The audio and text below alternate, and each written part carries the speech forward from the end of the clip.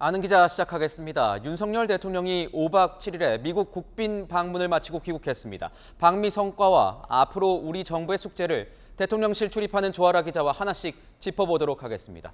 자, 조 기자, 이번 미국 국빈 방문 성과를 우선 종합해 주시죠. 네, 우선 북핵 위협에 대비한 한미의 밀착 공조 방안을 담은 워싱턴 선언을 이끌어낸 게 가시적인 성과입니다. 이 미국의 핵 자산 정보를 공유하고 논의할 수 있는 한미 핵 협의 그룹을 신설하고 핵 잠수함 등 미 전략 자산을 정기적으로 한반도에 배치하기로 했는데요. 윤 대통령 이번 순방에서도 영업사원 1호를 자처하며 세일 외교에도 매진했습니다. 이 경제 분야에서도 넷플릭스 등 미국 기업으로부터 7조 8천억 원의 규모의 투자를 유치했고요. 미국의 인플레이션 감축법, IRA와 반도체법으로 인한 우리 기업들의 부담과 불확실성을 줄여나가기로 합의했습니다.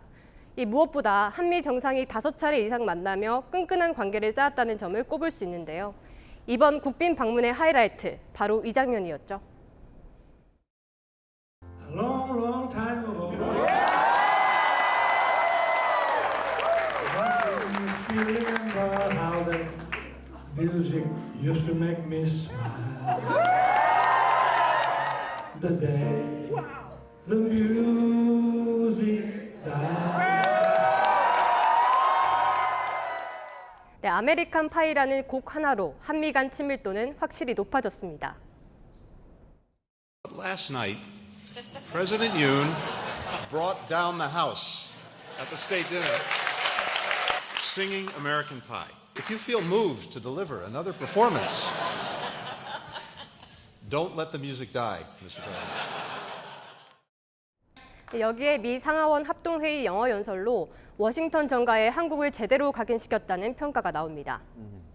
그렇다면 한미 양국 정부는 이번 국빈 방문 어떻게 평가하고 있습니까? 네, 양쪽 모두 이보다 더 좋을 수 없다는 반응입니다.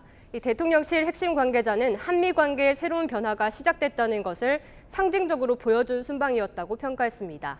이 바이든 미국 대통령은 윤 대통령의 귀국에 맞춰 한미 동맹이 자유라는 가치에 기반한 동맹임을 강조하는 글을 올렸습니다. 그런데 이런 성과 못지않게 많은 숙제도 안게 됐습니다. 지금 보면 한미일과 이 북중러, 이 대결 구도가 심화됐다는 지적이 나오고 있습니다.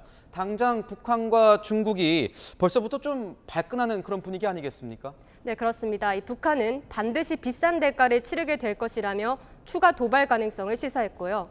이 중국 관영 매체는 북중러의 보복을 초래할 것이라고 반발했습니다. 이에 정부 당국자는 중국과의 관계를 버리는 것이 아니라 우리의 입장을 설명하며 소통을 계속하고 있다고 전했습니다. 이 미 확장 억제력을 강화해 핵 균형을 맞춰가고 있는 만큼 오히려 북한과의 협상력은 더 커질 수 있다는 기대감도 깔려 있습니다. 그렇군요. 한미일 협력은 가속화되는 것 같습니다. 이르면 다음 달 초에 기시다 일본 총리가 방한할 수도 있다. 이런 가능성이 거론이 되고 있는데 일본이 얼마나 성의 있는 표시를 하게 될지 이게 좀 궁금해 보입니다. 어떻습니까? 네, 미국이 한국의 한일 관계 개선 노력에 고마움을 표시하며 한미일 협력을 강조하고 있습니다. Mr. President, I want to thank you and your courageous principled diplomacy with Japan. Strengthen our trilateral partnership. 네, 여기에 일본도 호응하지 않을 수 없게 되는데요. 이르면 5월 초 기시다 총리의 답방 가능성이 거론되고 있습니다.